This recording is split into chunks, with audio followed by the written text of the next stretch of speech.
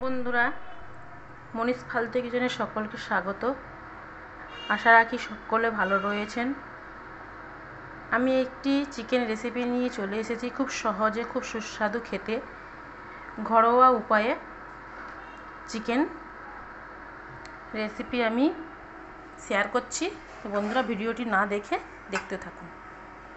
এখানে আমি একটি কড়াই নিয়ে নিয়েছি। কড়াই গরম হয়ে গেছে, তেল দিয়ে দেবো।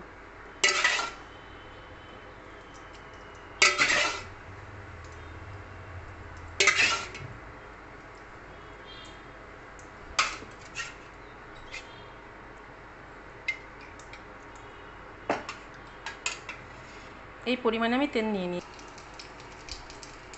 তেজপাতা আর লঙ্কা ফোড়ন দিয়েছি, দিয়ে দেবো পেঁয়াজ।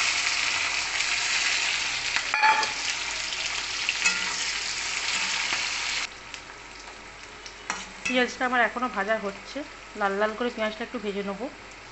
ঠিক এরকম অবস্থা, পেঁয়াজ আমার লাল হয়ে গিয়েছে।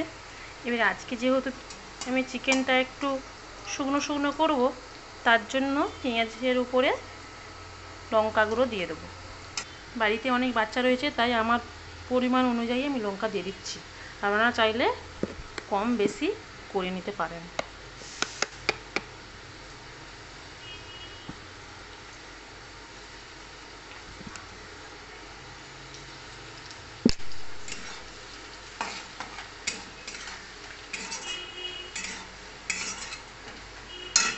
আদা, রসুন আর টমেটো একসাথে পেস্ট করে রেখেছিলাম, সেই পেস্টটা দিয়ে দিলাম।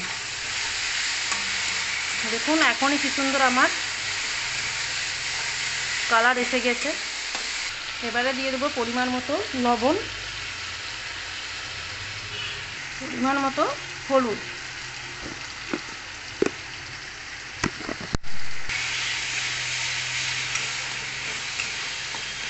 নিয়ে নিচ্ছি চিকেন।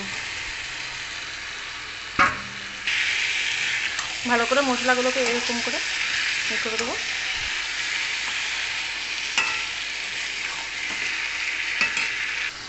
এইভাবে কষতে থাকবো যতক্ষণ না, যেই পরিমাণে তেল দিয়েছিলাম সেই তেল পরিমাণে যতক্ষণ না মাংস থেকে বেরিয়ে আসছে ততক্ষণ আমি কষতে থাকবো।